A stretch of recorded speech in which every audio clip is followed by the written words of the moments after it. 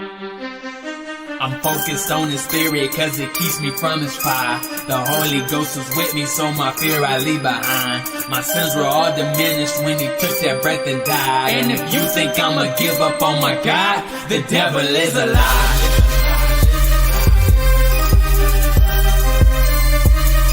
The devil is a lie.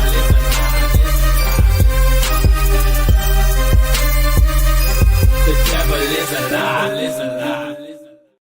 Hello. Welcome to Black Teen News. I'm your host, Christina Barr, and today we're going to be talking about the story with Seth Dillon and Laura Loomer. Seth and Josh Hammer were threatened online by a conspiracy theorist who believes they had something to do with Charlie Kirk's death. And this man was out of Texas, and in Florida, they don't play. So he got in trouble for that. And I'm glad to see that.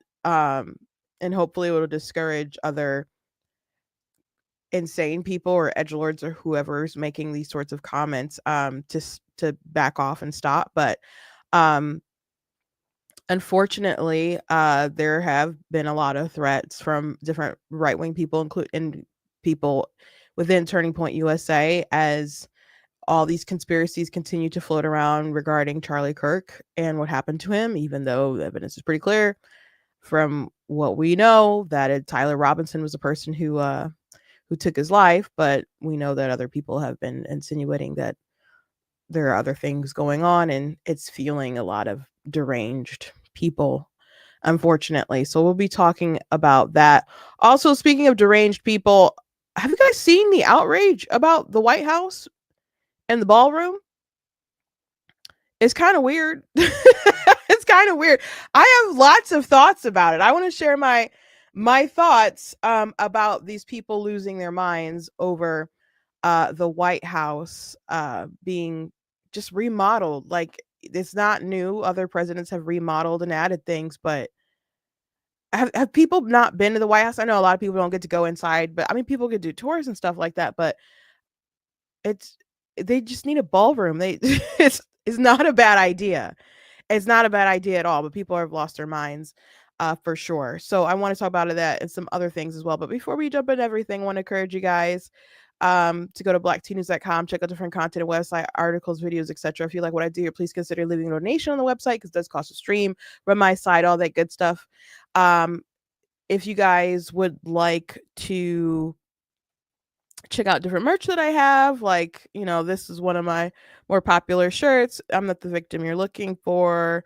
And we got the black tea mug. We also got other stuff like where's my pumpkin spice stuff, the pumpkin spice stuff, when we have those in t-shirts and stuff too. So I just encourage you guys to check out what we got. I know a lot of if you've been around for a while, you know what's on there, and I haven't really added a thing in a while, which I will someday. I'll let you know when there's something new. I also have books that you guys can check out. If you've been following me, you know that my children's book Bigger is coming out on Tuesday officially. You can pre-order it now. You can go to my book website, ninjadustpublishing.com, and go ahead and pre-order. And Saturday is actually my book signing event. So today is Wednesday. I'm thinking, because my Friday is going to be very busy, and Friday, Thursday, we got stuff to do to prepare for it, and it's a big day for me. So not that I don't just really enjoy talking to you guys and taking the hour and the time to spill the tea on the news and talk about the everything going on. I think today will probably be my last day streaming live for the week because there's just a lot to do right now. And we're kind of like, I have a car situation and different stuff going on right now. When I made a joke about, like, when people said, "Oh, Israel's paying you $7,000," and I said they're not paying me enough to fix my car. Yeah, that was that was not a joke. But so we're just kind of like figuring things out on logistics and other things like that. So it's just easier for me and my family and stuff right now if we could if I could just take the time and around their schedule to get everything kind of fixed for Saturday. Got to pick up food and just get everything else together. And on Friday, we're gonna decorate the room and so on and so forth. So I'm just gonna go ahead and take a little me time. It's a big day. It's a big weekend, and go ahead and just say this will be the last day we're streaming for the week to make it less complicated. If you don't mind, even yesterday, I'm sorry for the impromptu cancellation, but even that I was like busy caught up working on something for Saturday. So I thank you for your patience. I apologize for being late today, but we'll be back at it on Monday, which I'm sure I will be dog tired from a busy weekend. I did get like a hit as far as I put out some press for my book and stuff. So I got some local media that we're doing, me and my sister. So that's exciting. And hopefully some more opportunities and stuff pop up. But yeah, I'm excited. I'm excited. And I hope you guys check it out. I wrote a post on Facebook and I put on my personal page and I put on my black tea page. I was gonna share it on YouTube too, but just about this page that I made. I guess I can show you guys. I guess I don't have to pull up the digital one. I could just show you guys out the book. But I shared the image of the memorial page for my mom that's in the back of the book and just kind of shared a little bit about my life and how it's been a hard year, and she's very proud of the stuff that we were doing, and but it's just been hard without her. And even writing it, I just was just crying and stuff. So it was a hard post to write. And I don't want to say a lot because I don't want to repeat of what happened like 40 minutes ago. So I'll just say that I just miss her, and I know she would have really loved this, and she really liked my writing, and she liked my sister's art and stuff. So but it's when we first kind of paused and thought about the book after she had passed, like the last line of it is but please just remember, no matter how big you get, it's never time to leave your mother quite yet. So we're like, dang. she's no longer here. And it was suddenly. It wasn't like she was in and out the hospital or anything like that. She didn't really get herself checked out, so I mean that was an error. But she'd exercise every night. She watched what she ate, so it was just a shock. So some days it was like really hard to write. I kind of lost motivation to do a lot of things. I kept doing them, but it was just difficult. I've never struggled with what to write, or having motivation to write. You'd have to like pull me away from the computer. I'd have to fall asleep with my fingers on the keys, and it was just hard to do. Even like pushing forward with black tea, it was like hard to do. But I wasn't just kind of like super motivated, but I kept pushing, and that time is past. I'm excited to pop out books and writing and all that stuff, and I can't wait to my next thing I'm gonna release is the third book in the Color of God's Eyes series, so that'll be exciting. Those are behind me, by the way, on the wall. Is my historical fiction fantasy series, so I'm excited about that stuff. But it's just been hard. It's been tough, and some days it's like fine. Like her anniversary of her death, it was like today's not especially sad.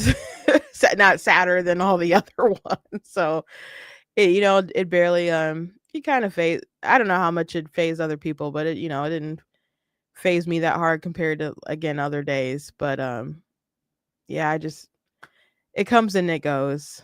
So Saturday though will be a happy day. I hope I'm not crying and stuff while I'm trying to get through the book. I hope that's not going to be a thing. But anyway, let's start off with something that I wanted to show you guys the other day, but we ran out of time. It was a video that I saw on TikTok about the No Kings Day, and it was so dumb. And I'm pretty sure I'm gonna turn this into a long, unfortunately long segment. So let me go ahead and share my screen so we can watch this together.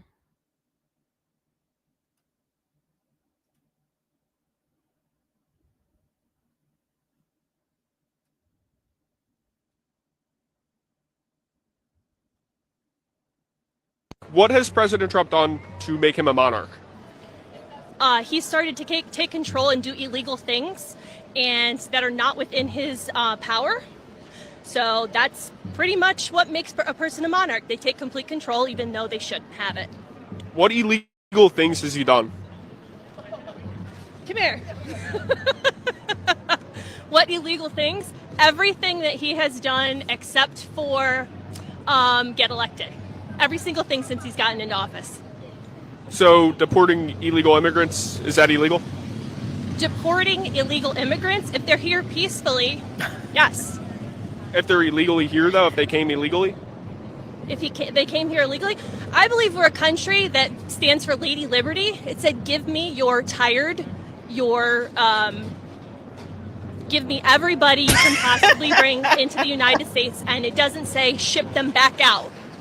It says welcome. Awesome. Any other issues, any issues in particular that you really disagree with Trump on? No, because you're just baiting me. Have a nice day. How did he bait her?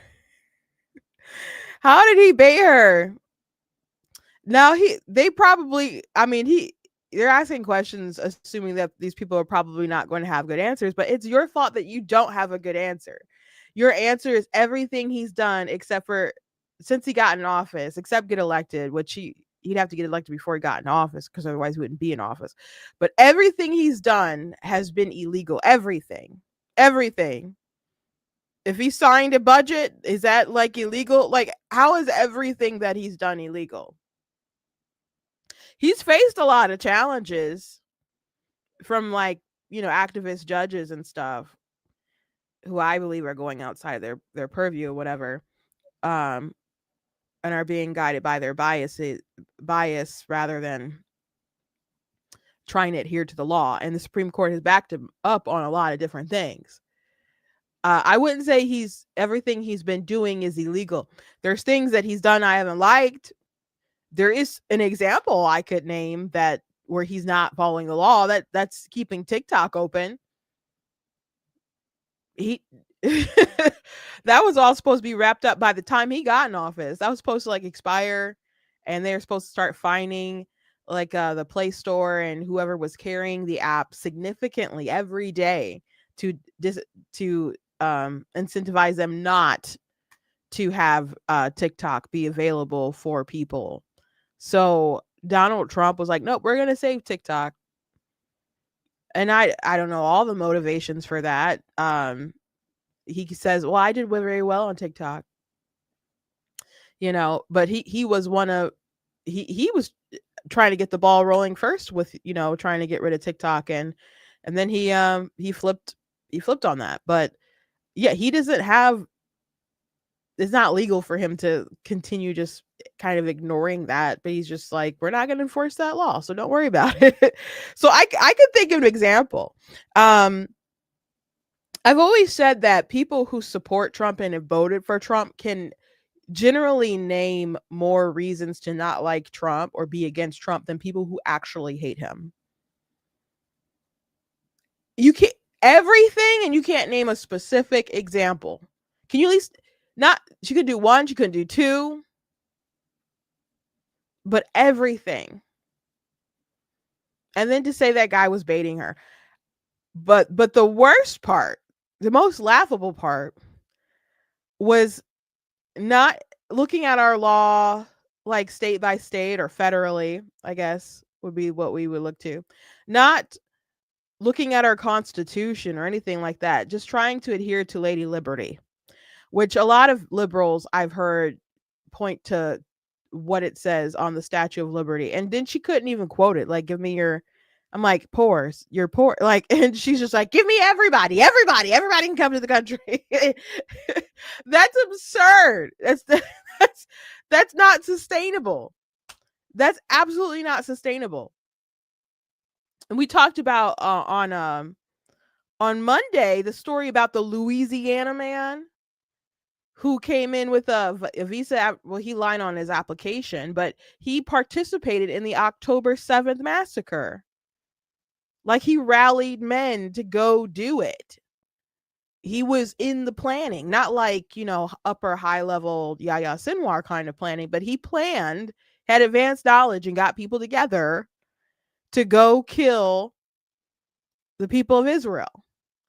And then ended up coming to our country in 2024. So this is under the Biden administration.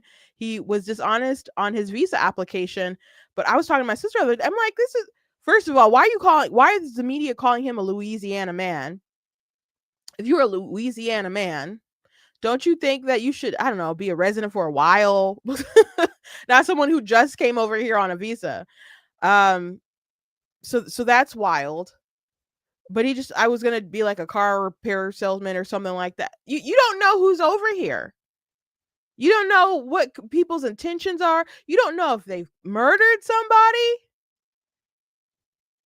Our border is just out of control. Our border was out of control.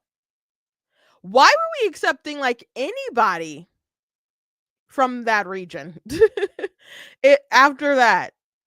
That's bizarre to me. But how did that slip through the cracks? If you're going to accept people from that region of the world, why wouldn't you like do crazy kind of background checks? Maybe there's only so much you can know from all the way over here, but the people of the United States, we deserve a government who's going to put our best interests first and put our safety first. I'm not saying you can't let people in.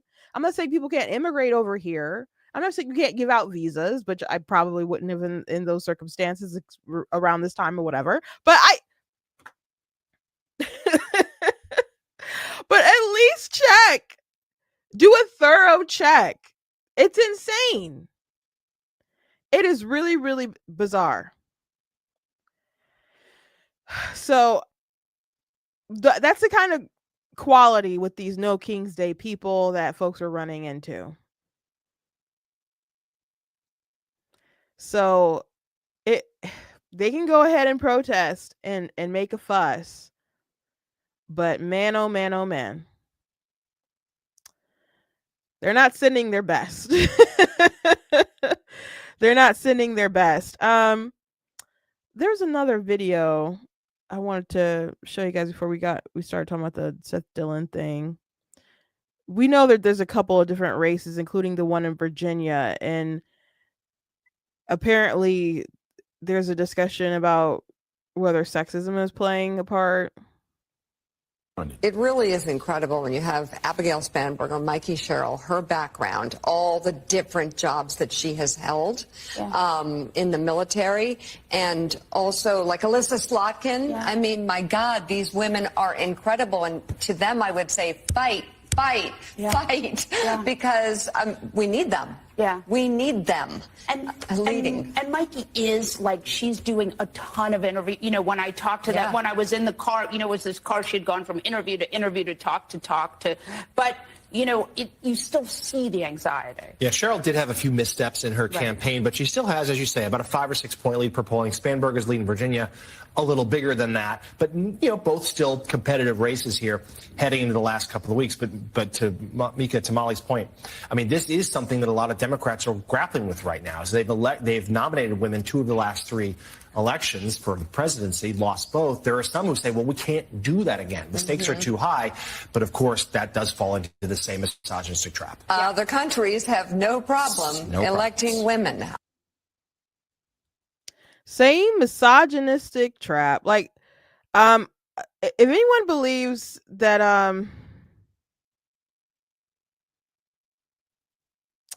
other countries have no problem electing women. Okay.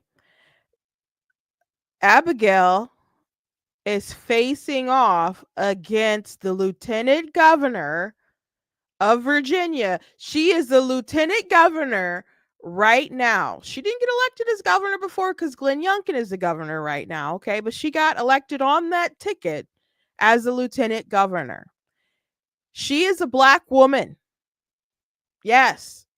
Not only a woman, but she is a Black one. Immigrant, by the way. Also served in the military. So it seems weird to keep pushing this even as a concern, like in this segment, like, oh, electing the women, we'll have all these women.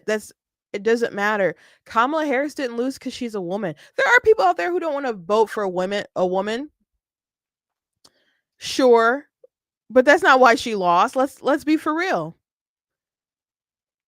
That's not why she lost. She was legitimately a terrible candidate. Because Trump, obviously there was a lot of baggage with Trump. And there's a lot of people that he made upset along the way. I was very upset with him when I went and I voted because I didn't like where he was moving on abortion, or how he was trying to move the country on abortion. And frankly, I'm not too fond of I know this is hurtful to a lot of people because they use IVF, but there's ethical issues that I see with IVF, and I hated how he tried to interfere with he did interfere with like the Mississippi ruling on the IVF case, which if you're unfamiliar, I wrote about it, but no, maybe it's not. Maybe it's Alabama. I'm sorry, maybe it's Alabama. But there was a Supreme Court decision, like state level decision, saying that parents who had their children in an IVF clinic, so their embryos in the clinic, could sue for wrongful death of a minor. And what had happened was the clinic was supposed to be locked down. It was supposed to be secured. It's supposed to be watched. And some random person went into the room where they had the embryos and they removed them for some reason and they dropped them.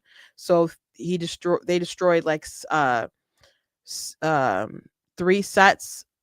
I think there are 3 sets of 2, I think, of the embryos, but there are 3 different sets of parents at least who had lost their embryos. So they wanted to sue the clinic. So it was like parents versus big business. And after the Supreme Court said that they could sue, it's not criminal, it was a civil lawsuit. So they could sue for damages under this particular act. It wasn't a question of personhood. They weren't, saying something that was going to lead to like the end of abortion. I know like other people were quoting, I think, something that one judge said, but if you look at the main opinion or whatever, and they might have been even quoting something.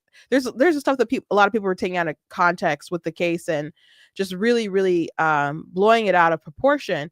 But the IVF clinics were just mortified. They were terrified of the idea of having to treat embryos as if they were children. Isn't that what you're making? Isn't that what you're trying to do in the lab? So if you have to treat them as if they were children and act like they're children and give them all the utmost care, that is a threat to your bottom line. So even if you support IVF, that should make you question, like, okay, why are they so afraid of treating? Aren't we creating children? That life begins at conception. That's a biological fact. Whether you value it is a different story, but it is, and that's an opinion, right? Whether you value or not. People always say like, oh, pro-lifers, they're always putting their opinions on people. You're putting your opinion on people when you say that you should be able to kill them if you don't value them. That's absurd to me. So, Trump, I think Katie Bricks, and other folks like got with him right away. And I don't know how much he knows about IVF, but he quickly was like, they got to do something to fix this and so on. We don't need less restrictions on the IVF industry. And but frankly, even if there were like an ethical way to do it, and many couples have said that they've implanted every embryo that they've made, wouldn't be wasteful, wouldn't discard them, etc. Even if you regulated an ethical way to do IVF, a lot of these places would just like go out of business, So it was just amazing how they were willing to like close up shop, and that ruling just, was going to devastate the industry. So, I know Republicans didn't want the backlash of like, oh, they're going after IVF, which is just the reality of like large pro-life movements, organizations. They don't like IVF and they are going after it. But Republicans could have just taken the time to explain the case. It was big business versus parents. And they didn't rule on whether they'd be successful in suing the clinic. They just ruled that they could. So there are different things that I wasn't crazy about, even like how they changed the platform, and they bullied the pro-life people into like silence and just pushing through the platform that they wanted and stuff. I didn't like it. So again, people who supported Trump and voted for him could probably name more legitimate reasons to not like him than people who actually don't like him. Like, I just gave specific things that I was concerned about. That person we watched before said everything he's done is illegal, which just isn't true. Oh, deporting illegal aliens, if they're here peacefully, that's not what the law is. That's not the remedy for them breaking the law. They're following the law. ICE is doing their job. Trump is doing his job. And not even as fast as like Obama. Like if he wants Obama numbers, they better crank it up. They better crank it up. They better crank it up. So anyway, Winsome Sears is a black woman that Abigail is running against, and both the parties nominated women, and they're gonna go head to head, and Abigail is still like saying awful things and like covering for Jay Jones, but well, minimizing out, I would rather say, and really they should have made him drop out. They should have pressured him until he dropped out. But I don't know, maybe people still just go ahead and vote for him, and that's what they're banking on. But that is a bad move for the country. That is a bad move for the country to have someone so partisan be your attorney general that says such controversial things. I do want to play one more thing for you guys that I saw today. Catherine Clark is a House Democrat, and she was being interviewed, and she said something that was interesting. I mean, shutdowns are terrible, and of course there will be, families that are going to suffer. We take that responsibility very seriously, but it is one of the few leveraged times we have. I mean, so people are noting like it's one of the few leverage times you have, huh? Oh, the government shut down. It's like everybody's staring down the barrel of a gun, and you have to move and you have to do this. They do have leverage, sure, but I don't know. I would argue that the shutdown is far worse for the Democrats. There are people who are like, oh, well, they're doing that dumb line about the Republicans have the House and the Republicans have the Senate, and they have the White House. They can do what they want, but they don't have enough votes. So there's that. I think there's enough people who realize that the Democrats are playing games with all this stuff. And I don't think in the long run that it's going to look good on them. And eventually they will reach some kind of compromise. I think as far as a game of chicken, that the Republicans can outlast them. So you got people's benefits, like, and other things being, at risk. Folks are not. Excuse me. It's just the Democrats are the ones who are going to lose in all this in the long run. So anyway, I heard a very disturbing story. I think it was Monday night where it had come out, and Seth Dillon had posted something. I guess I had seen it before, about someone who had left a threat against him, and he just kind of let it be known that law enforcement was looking into him. So it was the October the 12th when I saw him tweet this. If you, cause someone said, I'm not going to read the swear words, but obviously, but you're in on it too, B. Don't think we forgot. Conspire with foreign government about killing Charlie. We bleeping know you did, bleep. We're going to get you, I promise. Maybe not today or tomorrow, but you're living on borrowed time and you know it. So, Klaus here, Zionists are scum was his handle. And Seth said, you live in Houston, right? I've been in touch with law enforcement and they have some questions. I wonder how they figure that out. But when you are buddies with the guy who like runs the FBI, you know, I guess they can find that out pretty easy, even if you are, you know, a faceless person, you know, online. They can find out, and he did.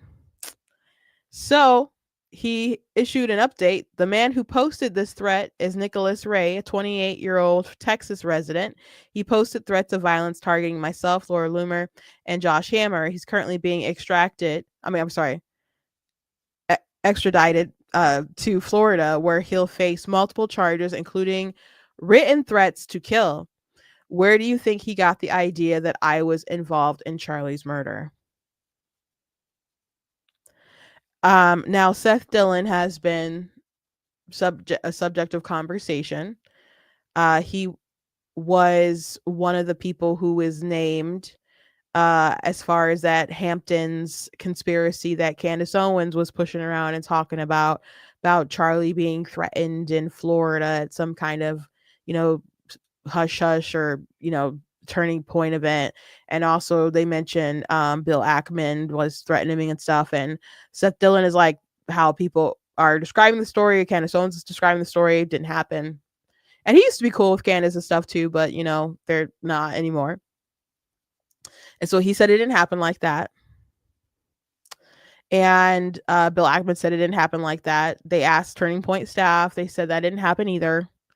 And Josh Hammer said, you know, it didn't happen like that either. So Seth has been a subject of conversation. I don't know what people have been saying about Laura Loomer. I'm not a fan of Laura Loomer. I try not to pay her page too much mind. So I don't know how she kind of got wrapped in all this. I don't know if there's any conspiracies kind of, because Seth was like implicated in the Hamptons thing. Josh Hammer, of course, we've reported how Candace implied that he had foreknowledge of Charlie's murder and had tweeted out something about public executions the day before Charlie died, when Josh has tweeted about public executions in the past a couple of times. And he was clearly talking about the public execution for the man who killed that Ukrainian girl on the bus. And when people pointed that out, Candace is like, you guys can't prove that he was even talking about that. And there was no new information. So people weren't even talking about her that day, which just wasn't true. Objectively false. Everybody was talking about her. Charlie was talking about her. Josh was talking about her. I was talking about her. Everybody was talking about her until Charlie. And I think it's still important to talk about her.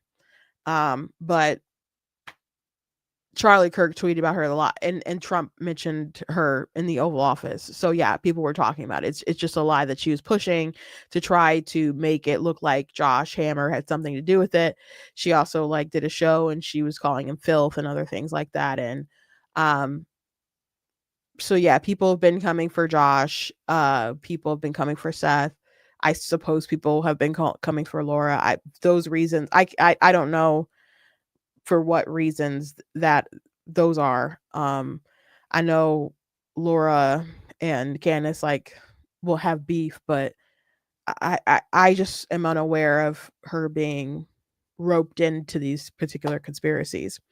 But Seth said, retweeted this statement from the Attorney General, Florida. Last week, our Office of Statewide Prosecution was notified of multiple specific death threats made to Jewish conservative media members who live in Florida. After after an investigation, we obtained an arrest warrant for Nicholas Ray of Spring, Texas. Ray is now in custody and will be extradited to Florida to face charges of extortion, written threats to kill, and unlawful use of a two-way communication device. So yeah, they're coming after him. And Seth did go ahead and post some of the accounts that person followed. One of them being Israel Exposed, and an APAC tracker, and Candace Owens as well. So that doesn't mean that those are the only people they follow, but some of those folks, yeah.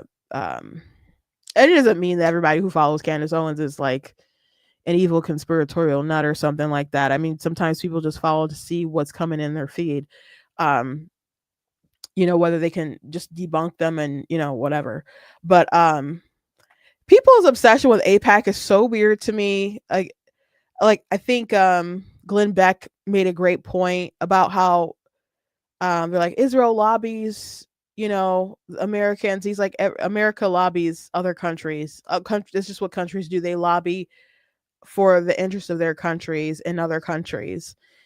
And he's like, and nobody does it more than the United States of America. But AIPAC is not the Israeli government. It's Americans who run the organization and raise money for it, etc. Yes, they do care about the relations between the U.S. and Israel, but it's not led by Israel, and that's why it doesn't have to register under FARA and all that stuff. So there's lots of different groups with different agendas that do different lobbying. Our domestic lobby for like healthcare and dentists and all kinds of stuff have spent a lot of money, more than like AIPAC does. So it's just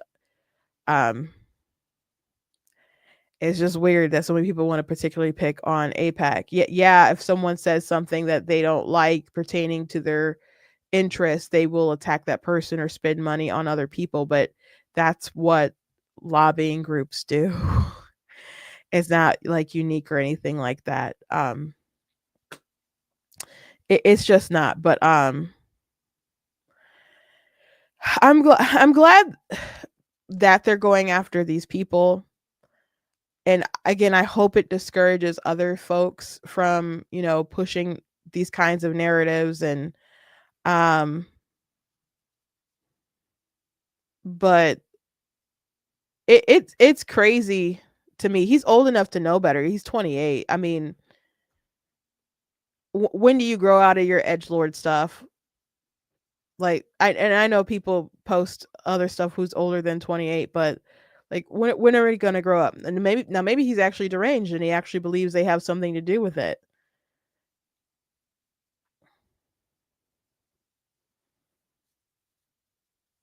The facts don't lead there. The facts absolutely don't lead to that conclusion that Josh Hammer had something to do with Charlie Kirk dying. And what's interesting, I wonder, I'd have to go back on his feed or try to find, like, did he have a high opinion of Charlie Kirk before? Because some of these people who are like, oh, Israel killed him and stuff, they were trashing him right before he died as like an Israel shill, like Ian Carroll, for example. So he's a interesting, I guess, kind of martyr for them. And not in a religious sense, but just, in a sense that they believe he was killed by Israel, but he was a lot of these people's foes like 2 seconds ago. Anyway, kudos to Florida. I hope they keep at it, because these people have families and they shouldn't be made to feel like they have to live in terror, like they can't be safe in their own homes. It just shouldn't be like how it's been for a lot of folks lately. Anyway, last thing I want to touch on is the White House situation. People have lost their minds. I've seen so many tweets, so many videos of people flipping their lid because they are doing renovations on the White House. And it doesn't look good when they're gutting and doing construction. Trump is like, "Oh, I'm so happy I hear the noises of construction. It makes me think of money, you know." But he's like, "Not this time because I'm like losing money." But, you know, he's happy to build. I'm not surprised that he wants to build on the White House and add a piece of it, of something that will be continue to be there. I've seen people on the left say that the next Democrat needs to like immediately dismantle that. That's crazy to me. That's crazy. It's something that's being made, donated by like private funds, and it's needed. That's the craziest thing. I don't know how many people have been to the White House. I've been to the White House a couple of times, and all 3 times, I guess, I think they were all related to like a Black History Month type of event. And you get, I don't know which room it is off the top of my head, but when it's time for like the president to come in and address everybody, if you see him like address Black Republicans or any kind of group, usually in the White House, it's probably that particular room. It's just flat, and the press are just kind of, it's hard for them to even like, I don't know, take good video and photos or whatever, because if everybody's raising their hands to do like selfie stuff to try to look at Trump, it's difficult. And so you're like, the people are like blocking the press from really getting good shots in a lot of cases. And then you're so cramped together. It's so tight. Like you might not even be able to see him anyway. Like, especially with people raising their hands, you might have to watch. You could be in the room with Trump and you have to watch him through someone else's cell phone as they're taking a video of it, you know? And you're just packed in like sardines. The last time I went to the White House, it was for Black History Month. I guess it was this past February. And I started getting sick that day, and then I was really no, you know what? I think that was, did we go home that day or the next day? I can't remember. I was sick that weekend, and when we drove home, I had a sinus headache, and I was like nauseous, and I went to like a luncheon, and I couldn't. Let's just say I made a mess in the bathroom. Yeah, and I couldn't even like drive home. Like my 2 sisters like switched off. I was just in the back like trying to sleep it off. Trying like using some kind of like head device thing to kind of, I think it like warms and like massages your brain or something. So I was just doing that over and over again for like 9 hours. It was rough. But I was starting to feel a bit sick in the White House, and you're just cramped. My feet hurt. And I wasn't wearing heels. I was wearing flats, but I was just kind of breaking into the shoes, I guess. And I hadn't eaten yet, because when I got in there, I was like talking to people and stuff, and I didn't make it to the food room. And then they're like, "Oh, the president's coming." So then they close off the food room. And so my eldest sister, she got like locked in the food room. But me and my sister Tina, we hadn't eaten. And so we go to the room because they say, "Oh, Trump's coming." Trump didn't come for like 2 hours, maybe 2.5 hours. And it's like warm. And I'm sick. And I'm hungry. And I know there's lamb chops in the other room that I can't get to. And and people are like trying to all huddle, like push through you to get to the front so they could see Trump. And then I was near one guy, and I've talked about this before, but he was so rude. And you know, loud and rude, and he ended up like leaving out early too, but eventually I was like, I gotta use the bathroom, and I left, and I didn't bother going back in the room. So I wasn't even in the room when he like Trump finally came and gave a speech. And it's just awful. And I've been packed in that room before. That particular time was really rough. And I kind of said to myself, I don't plan to go back to the White House unless I am like being invited like by the president or something. Like I don't think I want to be like a super squished person packed in the room waiting for Trump to arrive, because he's always late too. But I just think they need the space. Now maybe they'll invite too many people in the ballroom and we'll still be packed. I don't know. But they want to have different events with different dignitaries and so on, and they believe that they need the ballroom, and they could probably have other events that are, maybe they'll still use that room, but maybe they'll do more if they have a higher, head count in the ballroom and have more space. And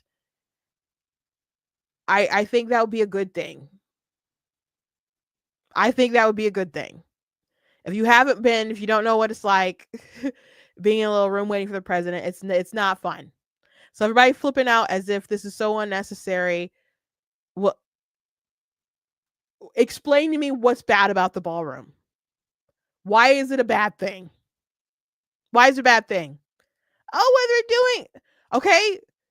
Obama wanted a basketball court. I think Nixon wanted the bowling alley. I think that was him. Like, presidents make changes to the White House. They add on. They do things. So it's just really not a big deal. And I've seen even people on the right say, well, this seems kind of crazy. I'm like, why? Have you been there? So maybe if there's a lot of space in the ballroom, I'll reconsider my attitude of I don't need to go back. But it's rough, guys. It's rough. It's rough. It was for me. Anyway, if anyone gives you any grief about the ballroom thing, just ask, like, why is it a bad thing that they're adding on the ballroom? Just ask them. They probably won't have a good answer. They probably won't. Anyway, that's it for today, guys. You guys go to blacktnews.com, check out different content on my website, articles, videos, etc. If you like what I do here, you guys consider leaving a donation on the website, because it does cost to stream and run my site, all that good stuff. If you guys can support it, very much to appreciate it, and appreciate you guys. I do want to remind you that if you want to sign up for the online painting party, or if you want to sign up to do it in person, there's a link in the description that'll take you to my website. I think it's the right link on there. It might still be the interest form. Even if it's the interest form, I guess I'll email you. But you guys can get tickets for that if you want to participate. If you're doing online, you guys can get your own supplies, or she can mail them to you. But if you want her to mail them to you, you should act fast so they can actually get the stuff shipped to you. But the in-person one is going to be on the 1st, and that should be a lot of fun if you're in Michigan. So anyway, thank you guys for joining me today. I don't plan to stream tomorrow on Friday. I plan to just kind of get things ready for my event on Saturday, but it should be a lot of fun, and I look forward to telling you guys how it went on Monday. So if you guys want to get my book, you guys can pre-order it. It's going to be officially out on Tuesday, but you guys can pre-order it now if you guys want a signed copy. Anyway, God bless you guys, and I will see you on Monday.